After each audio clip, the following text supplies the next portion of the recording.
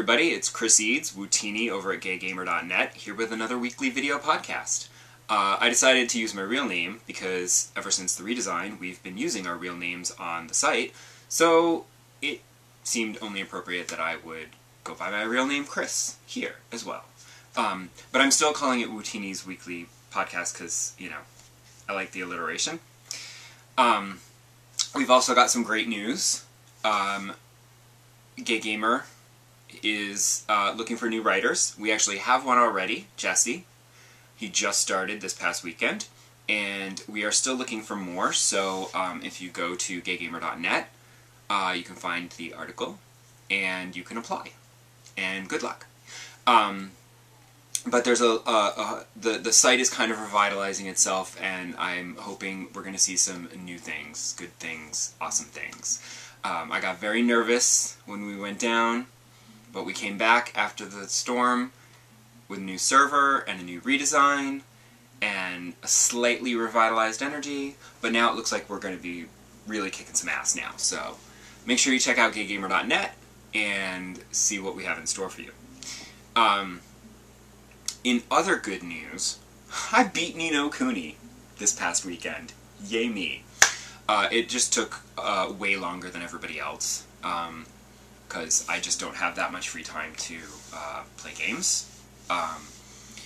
So it just took me a really long time, you know, an hour or two here and there to finally finish. I think, I don't remember, I didn't check my actual, like, save game, but I'm sure I was like 40 to 41 hours total, which is about what you would expect in an RPG.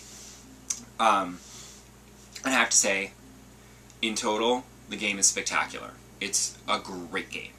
It's really, really well done. Really good RPG.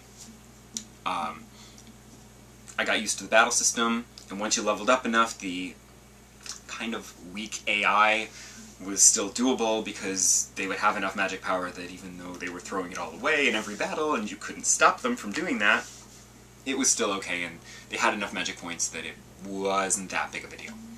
But it is a very good idea if you're going to play Ni No Kuni. One of my biggest suggestions is make sure you're always stocked up on the coffee items, because those are the ones that restock your MP, and you're going to need those because they're just terrible, and they just waste their MP constantly, and you're never going to have enough. So make sure you can always replenish MP for those important battles.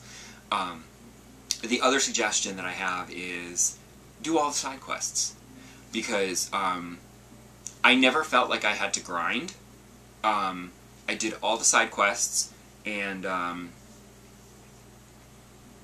did every side quest that was presented, and, you know, I was fine. Like, by the end of the game, like, I was at such a high level.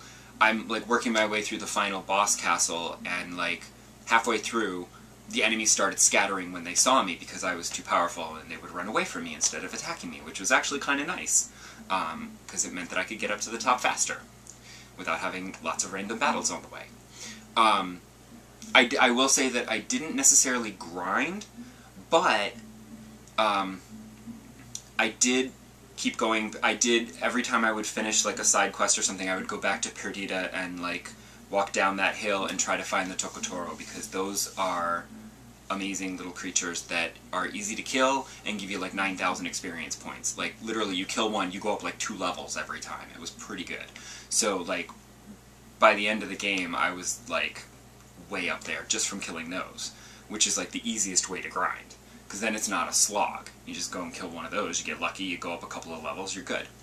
I will say that the ending, I was disappointed.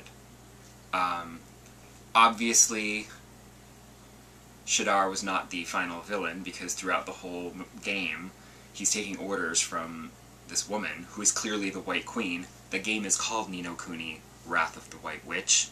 She's the White Witch. She's in charge. So beating Shadar obviously is not going to be the end of the game. I just thought that after you beat Shadar, then she would come along and you would beat her. And then, you know, that would be the end. But no, you beat him, and then you have to go do all these other things, then work your way back up to her. And I was just like, ugh. Because I kind of felt like I was at the end of the game, but then I wasn't. And it was like, you know, the end of the Return of the King, where they have like 5 endings. It started, I was worried that it was going to turn into that. But it was alright. And I beat the White Witch, and it probably only took like another 2 or 3 hours, you know, of gameplay to get to her. And like I said, I was at a high enough level that, like, I beat them both no problem. Because, you know, they all have their multiple... Every boss has multiple forms that you have to go through.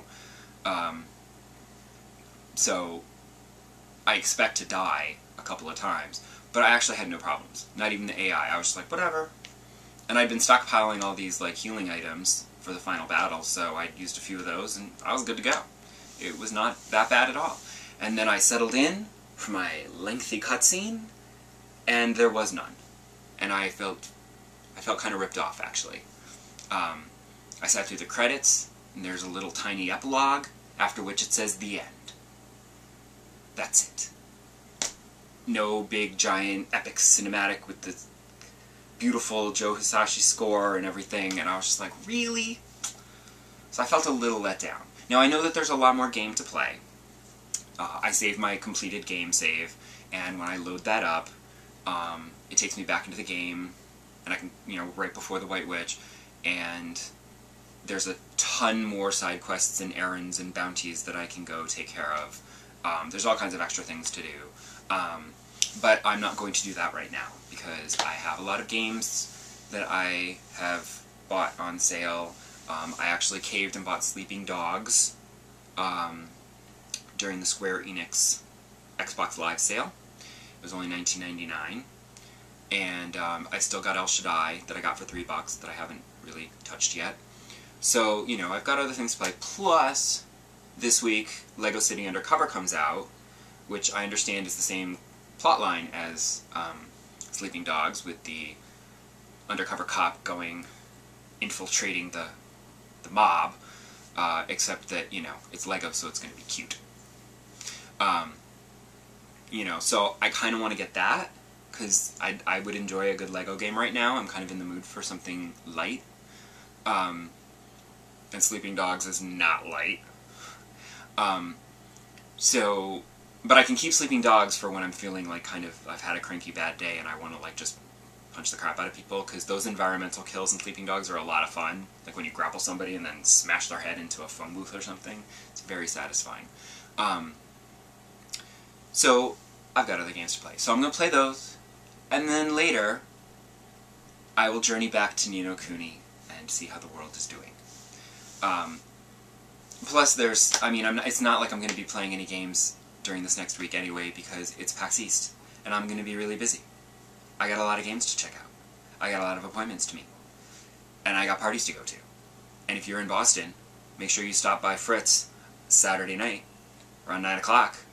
It's the official PAX East GayGamer.net meetup. Hope to see you there. I'll be there, with bells on. Well, not with bells on. I'm not going to wear bells. That would be kind of ridiculous, but whatever, I'll be there. And I'll see you there, and if I don't see you there, I'll see you here next week for our special PAX East podcast. And I'll tell you all about everything I saw, with a special guest. Bye.